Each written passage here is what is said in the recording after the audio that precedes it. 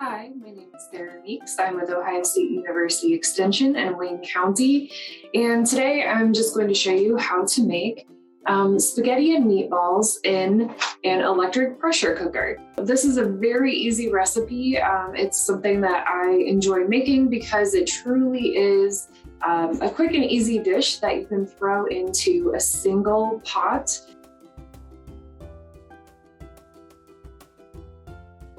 This is the spaghetti and meatballs recipe that I'm using. It's very simple. Really, it's just a pound of frozen meatballs, 8 ounces of uncooked spaghetti, 24 ounces of pasta sauce, 3 cups of water, and then a tablespoon of olive oil, and then of course cheese or other toppings if you'd like to add those. This electric pressure cooker is 6 quarts, so it's a nice size. If you have an electric pressure cooker and you're worried about trying it out, hopefully you can walk through this step by step and it will turn out for you.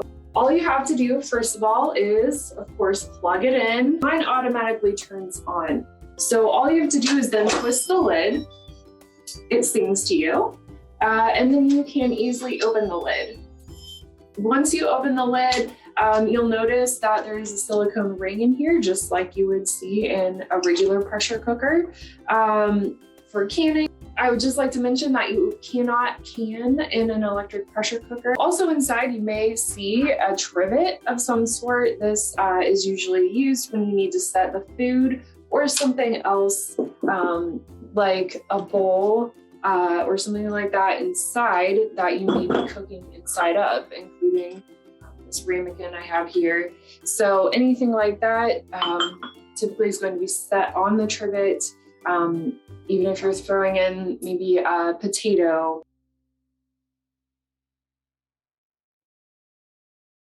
The 1 pound of meatballs, you just throw them in. They go right in the bottom. And so you're going to want to make sure that the meatballs are kind of evenly layered on the bottom of the pot here. Make sure that they're all sort of sitting there. And they do go on that bottom layer so that the spaghetti does not sit on the bottom. It helps prevent it from burning. So then you are going to add the spaghetti, the dry spaghetti, right on top of it. It does call for 8 ounces. Again, while we should try to adhere closely to the recipe, if you get a little more, not a ton more, but if you get a little more pasta in there than what you had anticipated, it should be all right. You could always add slightly extra water. So you just break it in half if you have the string type of spaghetti here. Break it in half and then lay it across the tops of the meatballs here. And I am actually using a whole grain, so I know that that may not always be everyone's favorite, and can sometimes associate whole grains with being sort of tough. And so if that's the case for you, I would certainly encourage you to try the whole grain in an electric pressure cooker, only because it does a very good job of making the noodles very tender.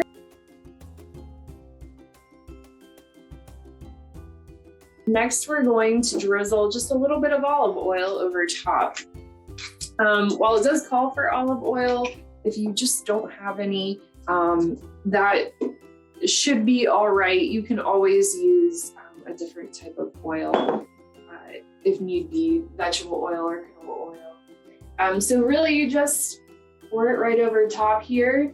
If you really don't want to measure 1 tablespoon, you can kind of eye it as well. Again, this is meant to be a very simple recipe. We're not baking, which is a very exact science. We are cooking, and as much as we want to get it right and the proportions not too far off from what they're supposed to be, it'll be all right if you get a little extra olive oil in there.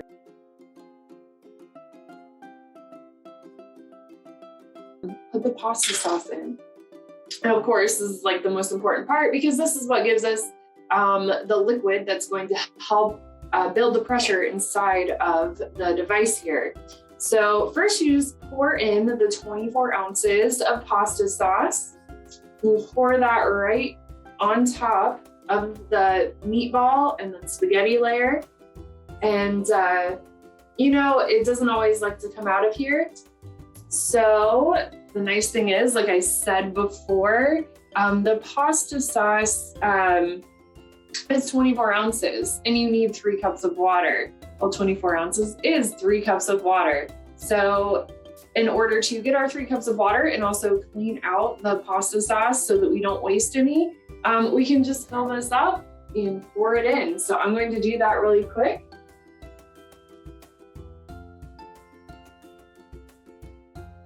And it does seem like quite a bit of water. And that is absolutely right. It does take quite a bit of water. You don't want to put so much in that it takes a very long time to get to pressure. But if we don't have enough liquid in there, it's going to make it difficult to get to pressure anyway. And then it may actually end up burning.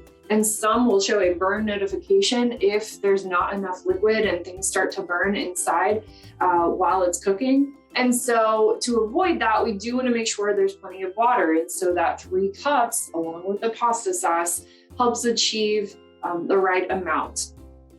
So that's it. That's all it takes. Then just put the lid on. Before I do that though, I just wanted to also point out that there are some pieces in here that can actually be taken out and washed.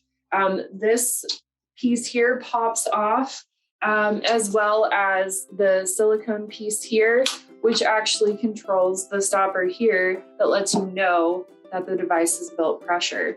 So there are different pieces and parts that come apart in this device. And so just make sure that if you're using it, and especially if it gets dirty, but even if it doesn't, to take it apart and wash it and make sure that everything is clean.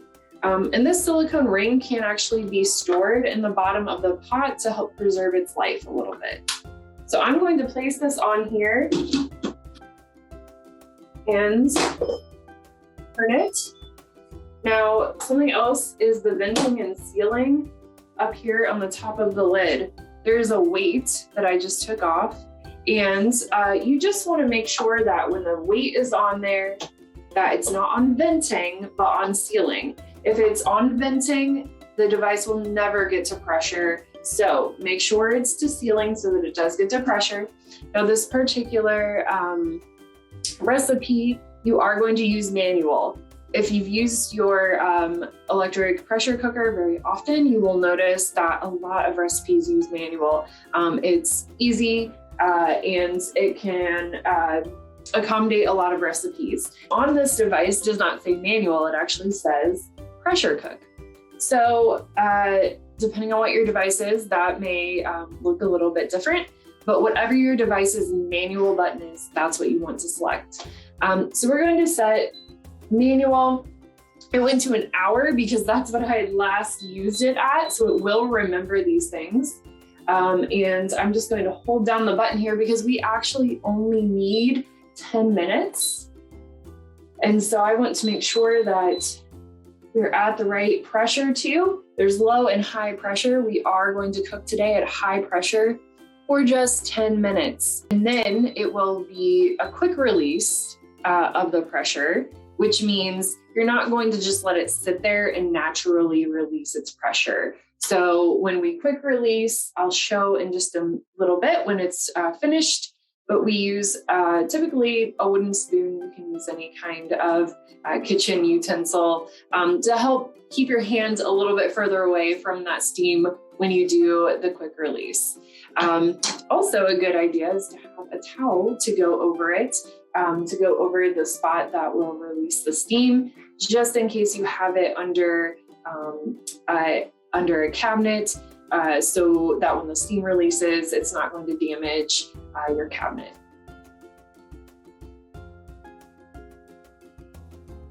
Well, with just a few minutes left here on the timer, I thought I would start to explain a little bit about how long this took. to build pressure, because a lot of times we think, oh, it's going to be very quick. And while it is relatively fast, it does take a little while to build pressure. So this took about 20 minutes for the stopper to fully close. And so after the stopper closed, it was about 2 minutes until it finally started the countdown from the 10 minutes I had set for high pressure for the recipe.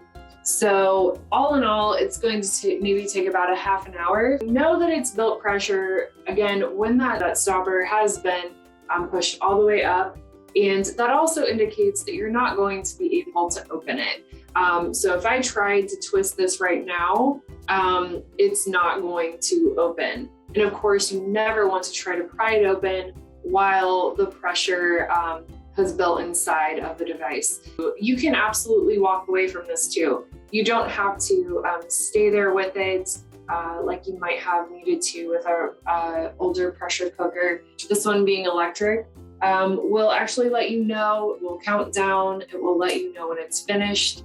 And honestly, if it calls for quick release and you don't get to it and it's a natural pressure release, nothing too horrible is going to happen. Maybe the food won't turn out quite as you expected it to, but otherwise it's going to be okay. So, and this actually has a function that says keep warm, and it will actually keep your food warm, sort of like a slow cooker would. So it's beeping at me, letting me know that it's finished. It'll stop beeping, and then it will actually count now in the opposite direction. It will count up and tell you how long it's been on the keep warm setting if you leave it on. So it will let you know if you've walked away from it, how long it's been sitting here. So like I said, I'm going to show you how this kind of works. If you have a towel, it's just a nice idea to throw it over. Again, this venting and sealing weights back here, because what you're going to do is then use a long device to keep your hands away from the steam. And you're going to just turn the weight to venting, and this will be a quick release of the pressure.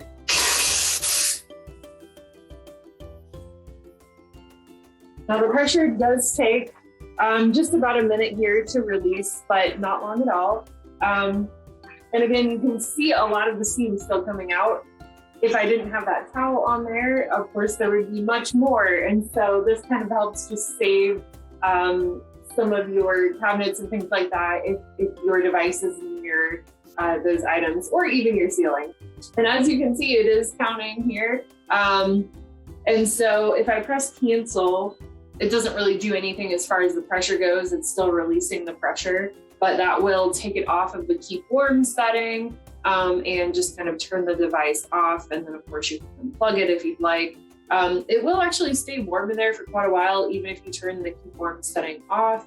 It's just recommended to keep that on if you are maybe not going to be eating dinner for maybe another hour. As the steam is released, just be careful. Everything will get very hot. Even the towel here is quite warm.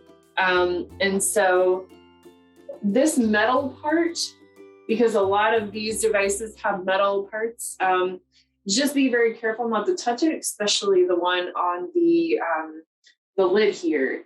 It will become very hot and could certainly burn you.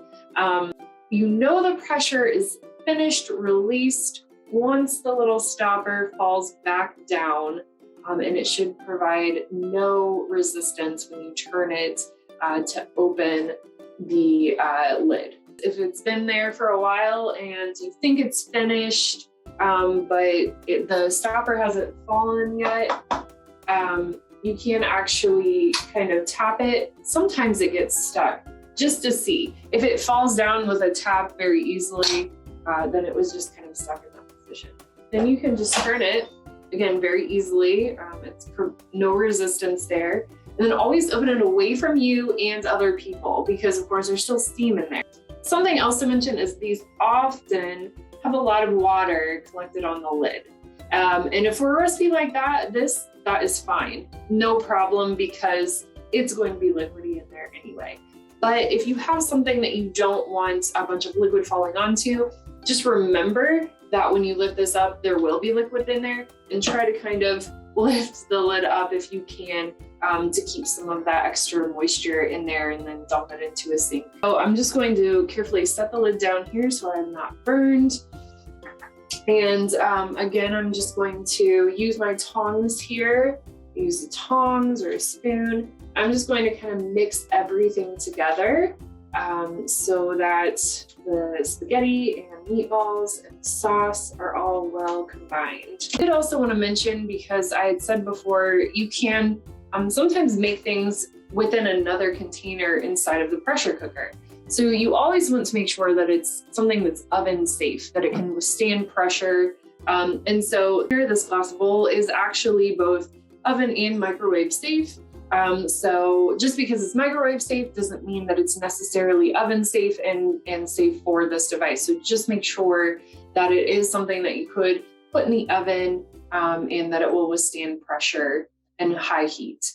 This recipe, again, is super easy, simple. The spaghetti and meatballs in there all look very nice, well cooked. And so then you have dinner in about a half an hour. And again, this takes about 20 minutes to build pressure because there's so much liquid in there. But it's nice because you can literally throw everything into one pot and cook it and be done. It's very little mess, very little cleanup. Hopefully you enjoyed this presentation, and hopefully you've learned a little bit something new about your electric pressure cooker. Thank you so much for watching.